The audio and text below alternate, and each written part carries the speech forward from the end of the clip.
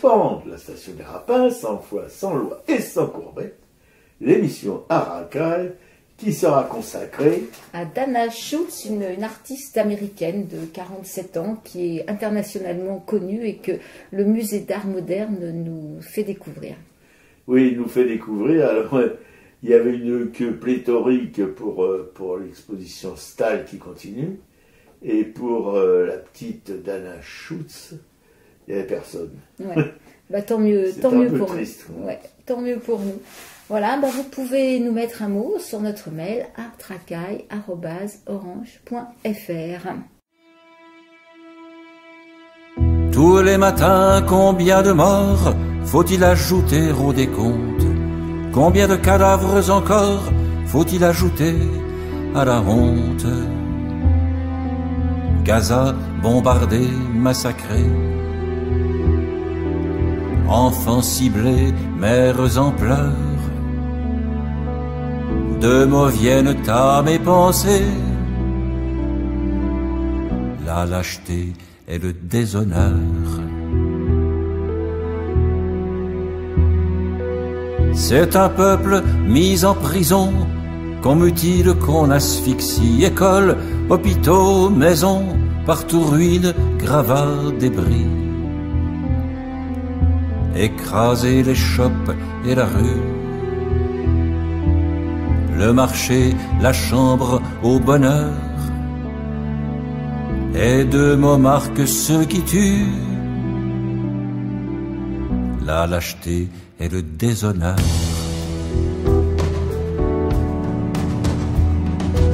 Soldat planqué dans ton blindé, puissant comme 20 forteresses, dont un seul obus va briser, sans risque pour toi, 20 jeunesses.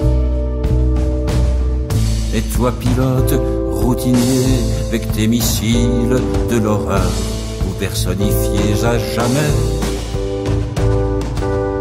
la lâcheté et le déshonneur.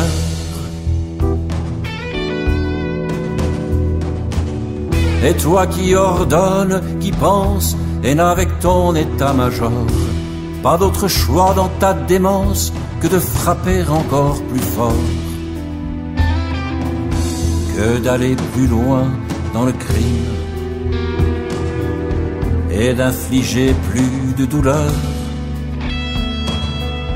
Tu incarnes au degré ultime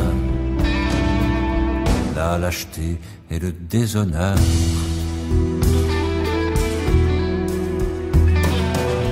Non, la lutte n'est pas égale entre 1000 avions, 1000 chars, 100 000 bombes infernales et un peuple enfermé à gare. Taisez-vous, gens de propagande, larbins sans conscience ni cœur. Vos mots sont fientes qui défendent la lâcheté et le déshonneur.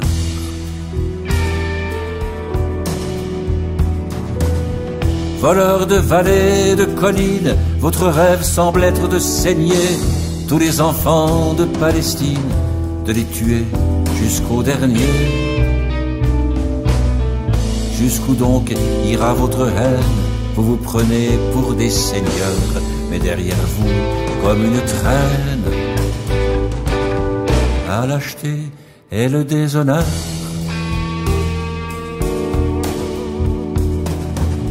Et lui et elle, et vous d'ici, femmes ordinaires, simples passants, où sont votre rage et vos cris? Le silence est assourdissant. Et toi, le premier d'entre nous, veulent qui reste spectateur. Voici que retombe sur nous ta lâcheté et ton déshonneur.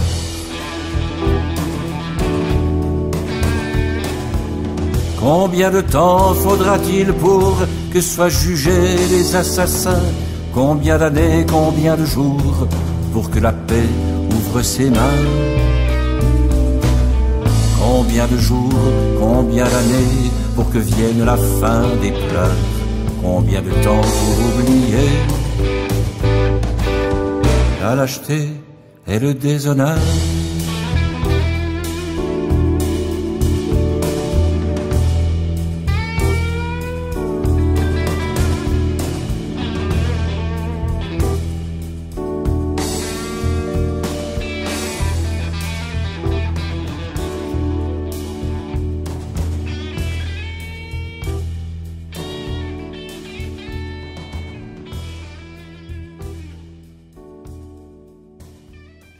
Oui, l'entarté mondain, que vous connaissez probablement, c'est même pas la peine de donner son nom.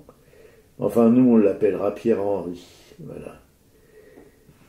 Un insupportable entretien d'un certain Bernard-Henri, philosophe de son état, qu'on se demande dans quel état de conscience exactement. Un petit gars bien propre sur lui, chemise blanche, impeccable, sorti du pressing il n'y a pas longtemps, col largement ouvert sur une poitrine menue, et cheveux qui sentent bon le brushing, quasiment une mise en pli de nos mères et de nos grands-mères, qui en a aussi les reflets bleus du plus bel effet. Costume noir, chaussures noires et probablement chaussettes noires, qu'on pourrait confondre le personnage avec un clergyman presbytérien. La marade, qui a déblatéré tel un dromadaire du désert saharien sur la tragédie palestinienne. Il semblerait que ce bon père de l'Église réformée soit d'une partialité invétérée, ou bien, il ne connaît rien sur le sujet palestinien. Pas un cas isolé, hélas, mais enfin un philosophe. Qu'on peut se dire que ça réfléchit, un philosophe, que ça ne cause pas pour rien dire, un philosophe. Ben on a tout faux. Si on prend ce petit bonhomme au sérieux, il faut se recycler d'urgence. Et la tête, alouette, que même qu'il ait été un conseiller écouté de Sarko les talonnettes lors de la guerre qui a foutu à Patrès, le leader maximum de Libye, pas loin d'un chef de guerre, toujours en chemise blanche au col largement ouvert, sur une menue poitrine dépourvue de poils. Un passé guerrier glorieux, s'il en est. Ouais. Pour un philosophe douteux, c'est le top. Nous avons déjà été gratifiés d'un Régis Debray, un révolutionnaire engagé dans la guerre du Tché, grâce à qui d'ailleurs le révolutionnaire cubain s'est fait prendre aux pattes par des mercenaires améralogues qui traquaient le Régis, tandis que le Tché, lui, se fait assassiner par les mauvais sujets ricains. Que depuis cet exploit, ce petit bourgeois franchouillard peut faire de la retape dans les soirées branchouilles de la capitale. Bernard-Henri, par contre, a conquis une sorte de gloire en se faisant régulièrement entarter par des olibrius que sa dégaine insupporte grave. Que cela ne fâche pas vraiment l'entarté, qui se fait ainsi une petite pub toujours bonne à prendre. Qu'on se pose cette question virile importante, un cœur bat-il sous cette blanche chemise au col largement ouvert? Lors de cet entretien historique, dont les propos de BH ont été largement commentés par l'émission, là-bas, si j'y suis, pas le moindre signe de battement de cœur de l'impétrant. Un poule plat, comme un encéphalogramme plat, ça se peut que ça fout tellement en l'air l'inconséquence des propos de Sturluron de la philo de comptoir que ma camarade de combat qu'elle a lâché le bout de gras avant la fin de l'émission. Et sa vie, ça, madame, sa vie. Le pire, il n'est pas tout seul à déconner sur le conflit israélo-palestinien. La presque totalité de la presse audiovisuelle, autant qu'écrite, associée au monde politique en un toc, crache sur l'humanité qui se bouffe, qui souffre dans cette bande de Gaza mortifère. Arc-bouté sur des certitudes mensongères, Les démocraties ne voient pas grand mal à ce que ce petit bout de pays comme la Palestine se fasse massacrer par les occupants dudit depuis 1948 avec l'assentiment de l'ONU. Un peu d'espoir lors de la dernière manif parisienne où la manifestation s'est fait une petite fête de famille. Les keufs se sont reposés. Quand ils se font discrets, pardon, tout va bien. Curieux, non? Bernard-Henri en tire une petite leçon. La philo pourrait en ressentir le bienfait. Et nous retrouver un peu d'humanité. Merci BH. Grâce à tes bavardages à la con, on revient de loin. Merci, merci, merci. Ouais, bah merci. Effectivement, moi j'ai pas pu écouter ces extraits qui étaient, il était sur le plateau de LCI et c'est complètement insupportable de l'entendre soutenir inconditionnellement cet État d'Israël en disant par exemple que c'est quand même une armée, on sait que cette armée la plus morale du monde, hein, n'est-ce pas, qu'on n'a jamais vu une armée qui prévenait les civils de quitter le nord de la bande de Gaza pour aller vers le sud avant de bombarder, qui leur laissait l'opportunité de partir une semaine avant, alors qu'on sait très bien qu'il n'y a aucun endroit sûr sur Gaza, qui ne veut absolument pas reconnaître que ce qui s'est passé le 7 octobre a un lien avec le colonialisme. Ça c'est quand même ahurissant. Oui, et c'est à ce moment-là que j'ai lâché, parce que en fait, pour moi, c'était tellement affligeant que je ne peux plus écouter ça, je ne peux plus écouter tous ces médias qui se roulent c'est vraiment une lie pas possible, c'est inaudible. Et encore, j'ai pas de télévision, donc c'est simplement des fois des extraits que je peux voir sur internet. De même que Arnaud Klarsfeld est venu c'est pareil, sur un plateau, le plateau de Patrick Pro, Pro, là je sais pas si c'est Patrick. C'est pas Patrick. Voilà, sur le plateau de Pro, et qui en fait affirme que tous les musulmans en fait travaillent sur des chantiers, donc qu'ils ont accès à des explosifs, à des armes à feu, et qui pourraient faire un attentat contre les juifs tous les jours. Et là, sur le plateau, personne ne bronche. Il n'y a pas quelqu'un qui va dire quand même stop, quoi. Donc une fois qu'on voit ça, effectivement... Non, mais Pascal Pro sur CNews, c'est tout et n'importe quoi. C'est un plateau pour Zemmour, c'est un plateau pour Bardella, c'est un plateau pour tous ces gens-là, tous ces blablateurs, Ciotti et compagnie, voilà. C'est pas un plateau pour des gens qui ont un petit peu de cervelle. Voilà. Et donc, pour revenir sur ce qui se passe effectivement à Gaza, alors déjà, on ne peut que recommander de lire ce livre de Liane Papé, qui est un historien israélien, qui s'appelle « Les 10 légendes structurantes d'Israël », qui justement a un chapitre consacré au Hamas.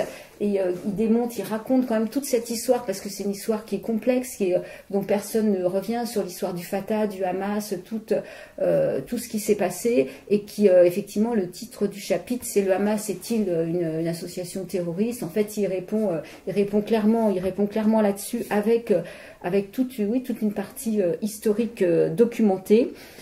Sinon, alors, il y a... Et il en conclut quoi? J'ai pas terminé le chapitre. Non, bien sûr que non, il ne conclut pas qu'ils sont terroristes. Et moi, je refuserais d'appeler ce qui s'est passé le 7 octobre un acte de terrorisme. On est bien d'accord pour dire que c'est un acte de résistance, quoi.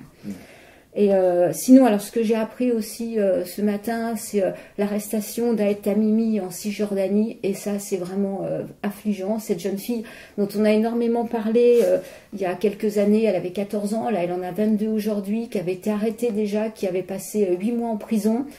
Naturellement, on sait que quand les Israéliens arrêtent des Palestiniens, ils sont en détention administrative, c'est-à-dire qu'il n'y a rien, il n'y a pas de dossier, ils peuvent rester comme Salah Hamouri, qui est resté lui 7 ans en prison, et que là, Aed Tamimi vient d'être arrêté pour incitation à la violence, donc ils veulent faire un complément d'enquête, et clairement, ça me donne des frissons, parce que j'imagine ce qu'elle va supporter dans les prisons israéliennes, quoi. Oui. Donc, et Aed Tamimi, nous ici, on n'en entendait plus tellement parler. C'est vrai que c'est une icône depuis qu'elle avait 14 ans de la lutte pour la libération de la Palestine. Elle avait giflé des soldats israéliens qui venaient arrêter son frère, qui était à terre, qui avait un bras cassé. Enfin, voilà. Mais depuis ici, on a très peu parlé d'elle, si ce n'est pas du tout.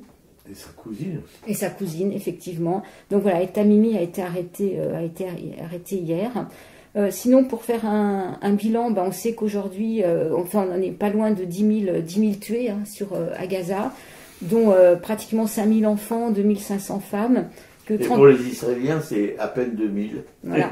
Et puis on n'est pas dans un concours de mort, mais enfin c'est vrai que c'est quand même terrifiant. 31 ambulances ont été mises hors service, 16 hôpitaux ont été bombardés sur la quantité, qu'il n'y a pas d'électricité, qu'il n'y a pas d'eau, qu'il n'y a pas de nourriture, que les gens meurent dans les hôpitaux parce qu'ils n'ont pas de carburant pour faire tourner les machines. Qu'il y a presque 25 000 blessés, et que quand l'armée israélienne tire sur une ambulance, c'est parce que soi-disant il y a un responsable du Hamas qui est dedans. Voilà. Que l'Institut français à Gaza a été bombardé. Ah, sûrement parce qu'il y avait des gens du Hamas qui étaient planqués là. Voilà, plus le dernier étage de la tour de l'AFP. Là aussi, ils se planquaient, les gens du Hamas. Et là, moi, j'y vois vraiment une provocation, en fait, parce que notre président de la République s'est rendu en Israël, apporter son soutien en notre nom, mais pas en son nom, puisque moi, je refuse que ce soit en notre nom. Et qu'en fait, c'est cette attitude de ce bombardement, c'est un peu comme si, voilà, on va continuer, on voit en fait quelle réaction il y a. Alors, si c'est simplement on s'offusque, qu'on va demander au Quai d'Orsay ce qui s'est passé, pourquoi il y a eu ce tir, pourquoi est-ce qu'on fait pas comme la Russie des sanctions immédiates. Je veux dire, avec la Russie, personne s'est gêné pour tout de suite essayer de mettre quand même des sanctions financières. On sait qu'Israël bénéficie en plus quand même de TVA à moindre coût et considéré comme un État européen. C'est quand même assez hallucinant, oui. Et qu'aujourd'hui s'offusquer n'est plus suffisant, et donc c'est bon. Et si ça passe, tout va passer, c'est-à-dire que si ça, on peut continuer. Mais tout est déjà passé. Voilà. Que l'ambassadrice de Palestine est en deuil, elle a perdu 58 membres de sa famille. 58 membres. Elle a des cousins, des cousines qui sont morts. Voilà, elle a encore des enfants, il y a encore des membres de sa famille qui sont sous les décombres. Il y a un soldat aussi, un ancien soldat qui a témoigné en disant que ce qui se passe est absolument ahurissant. Donc il y a aussi des soldats, mais ça c'est très peu médiatisé. On sait qu'il y a le livre noir, je ne sais plus comment ça s'appelait, sur les soldats de Tzahal qui avaient regretté, enfin qui font vraiment amende honorable et qui témoignaient des horreurs qu'ils avaient faites. Donc il y a quand même aujourd'hui aussi des soldats qui ne supportent pas ce qu'ils font. Et d'ailleurs, quand il y a eu ces bombardements en représailles du 7 octobre, il y a un média qui s'appelle Grey Zone, où justement il y a des soldats qui disent que quand on les a envoyés tirer sur le Hamas qui avait fait une incursion, en fait, ils ne savaient pas le fond de l'histoire. Ils ont tiré, et il y a clairement des témoignages qui disent qu'ils ont tiré aussi sur les civils israéliens. C'est-à-dire que tous ces civils qui auraient été retrouvés brûlés, inidentifiables, en fait, c'est des tirs de l'armée israélienne. C'est pas le Hamas qui aurait fait ça. Enfin, c'est rare. Et sinon, je voudrais revenir aussi sur la lettre de démission du directeur du Haut Commissariat aux droits de l'homme à New York, qui a dit, voilà, on a échoué, moi je quitte mes fonctions. Il a fait une très belle lettre que je mettrai en lien. Il connaît très bien le terrain, il a travaillé longtemps sur la Palestine, il est allé à Gaza. Et en fait, il dit on peut plus, c'est pas possible de continuer à soutenir. Donc moi, je me retire, et il accuse clairement l'Occident d'être complice et de pas bouger, quoi. C'est vraiment une belle lettre. D'ailleurs, Antonio Guterres devrait faire la même chose et démissionner. Je pense que s'offusquer n'est plus suffisant. Voilà, aujourd'hui, il faut des actes. Il faut vraiment taper du poing sur la table, quoi. Parce que Netanyahou dit je continuerai. D'ailleurs, c'est ce qu'ils font. ils ont fait des incursions terrestres. Ils continuent. Ils refusent la pause un cessez-le-feu et l'arrivée d'aide humanitaire. Donc, voilà, mais Netanyahou, c'est encore tous ces espèces de cucus qui se prennent pour des chefs d'État. Lui, c'est pour préserver son avenir, c'est pour garantir son avenir, parce que s'il n'y avait pas cette guerre, il aurait été éjecté. Et voilà, c'est un mec pour garder sa position de Premier ministre et pas être emmerdé pour tous les trafics auxquels il est mêlé.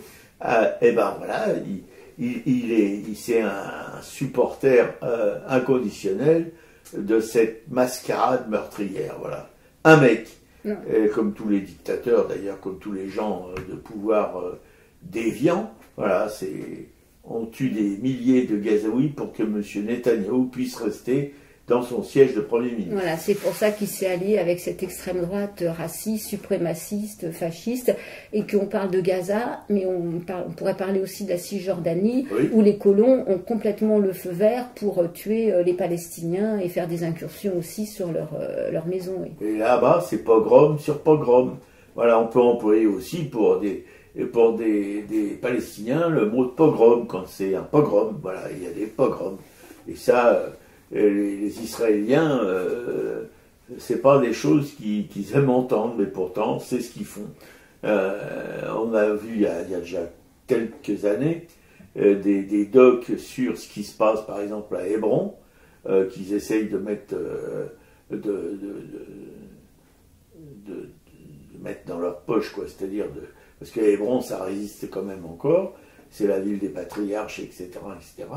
On voyait des petites filles qui allaient à l'école en rang, bien sages, des petites filles palestiniennes, et des gamins des rues juifs qui leur balançaient des pierres sur la tronche, etc. On en a vu des docs sur la Palestine, mais c'est toujours le même scénario. C'est les gens... et puis même à Hébron, il y a une rue avec un filet qui est tendu au-dessus de la rue, pour que les ordures que balancent les Juifs sur les Palestiniens ne leur tombent pas sur la tronche. Voilà. C'est quand même... Oui, moi ça me fatigue, j'en parle plus. Voilà. Ouais. De même qu'on peut effectivement employer le mot donc de génocide. D'ailleurs, Liane Papé, dans ce livre qui a été écrit en 2017 et revu en 2021, commençait déjà à parler de génocide progressif.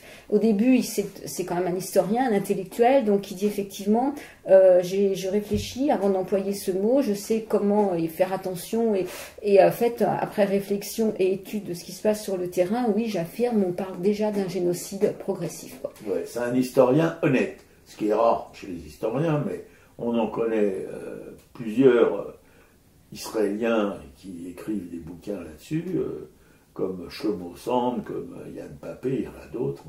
Il y a Pierre Stamboul, par exemple, ici en France, et encore d'autres. Eh bien, voilà, on a des informations. On ne peut pas faire les innocents. Voilà, exactement. Et d'ailleurs, on a fait la manif hier à Paris. Et qui on a vu? Enfin, c'est ma camarade qui l'a vu, et elle me l'a montré, moi je l'ai vu aussi. On l'a vu, qui? Salah Hamouri. Salah Hamouri. Qui a pris la parole, apparemment. Il y a eu des prises de parole, mais on est parti avant la fin. Mais il a parlé, ouais. D'ailleurs, il a l'air épuisé avec toute...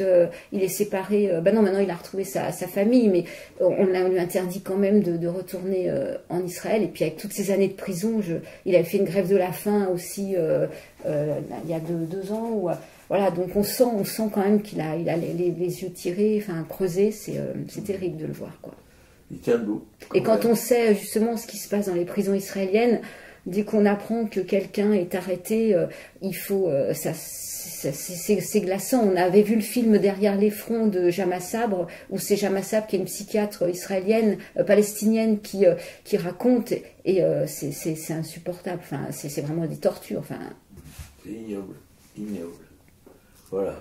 Et hier, cette grande manif, aucun incident. voilà. Comme quoi, les gens qui interdisent les manifs, il ferait bien de revoir leur copie. Voilà, avec effectivement minimum 20-25 000 personnes, je pense. Avec ces drapeaux palestiniens qui volaient partout, ces slogans, tous ces portraits, en fait, justement pour humaniser. C'est-à-dire que Gaza, c'est pas un nom, ce sont des gens qui meurent avec des visages. Donc, il y avait plein d'affiches de Gazaouis qui ont été assassinés ces derniers temps, portées par des manifestants. Et voilà, il faut savoir, effectivement, derrière ces chiffres, ce sont des vies humaines quand même. Des vies humaines, des hommes, des femmes, des enfants, des bébés.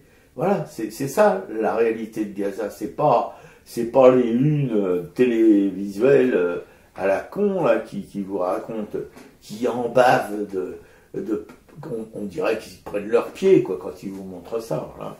Non, c'est autre chose que ça. C'est des tragédies, mais des tragédies. Ouais. Des tragédies d'occasion. Gaza qui était déjà une prison. et qui là maintenant est carrément sous siège. Pas d'eau, pas d'électricité, pas de carburant. Non mais écoutez, avec 2 porte-avions américains, dont le plus grand porte-avions américain qui patrouille au large des côtes en face de Gaza, ça ressemble à quoi ça? Parce que quand on dit les porte-avions, il y a toute l'armada qui va avec, c'est des croiseurs, des frégates, tous des sous-marins, des hélicoptères qui tournent.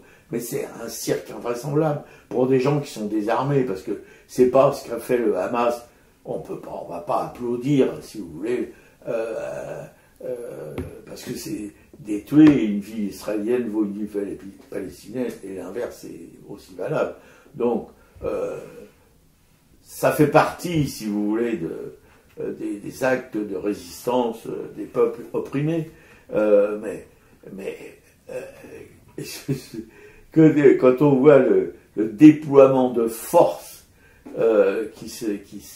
autour de Gaza, avec en plus des Américains, ils n'ont rien à foutre là, quoi. C'est pas leur boulot. Mais on sait bien que s'ils sont là, c'est pour éventuellement débarquer pour donner un coup de main à leurs potes israéliens. Ouais, alors qu'on sait qu'Israël, au niveau, est un des États les plus puissants sur tout ce qui concerne la technologie et l'armement, quoi. Je me demande, tu vois, là, je me pose la question, parce que depuis ce qu'a fait le Hamas, depuis cette sortie de Gaza aux conséquences assez terribles, et ben, je me demande si vraiment Israël, c'est le pays qu'on nous décrit, est-ce qu'il n'y a pas là-dedans une grosse intox aussi? Alors, j'ai commencé à lire un article, mais je ne pourrais pas le développer, donc je ne vais pas en dire beaucoup, mais il y a un Hamas politique, un Hamas militaire, et qu'apparemment, il n'y avait pas de coordination et que l'un ne savait pas ce qui allait se passer. Ce qui m'étonne quand même que les services secrets israéliens n'aient pas été au courant, parce qu'en général, ils ont quand même des oreilles partout, quoi. Il y a un coup de donc, tordu. il y a vraiment quelque chose, oui, qui est compliqué, qui est complexe et qu'on ne saura probablement jamais, quoi. Oui, mais ce qui est complexe, si tu veux, c'est surtout les turpitudes des services secrets, les turpitudes du Likoud et des extrémistes religieux, c'est ça, surtout. Voilà.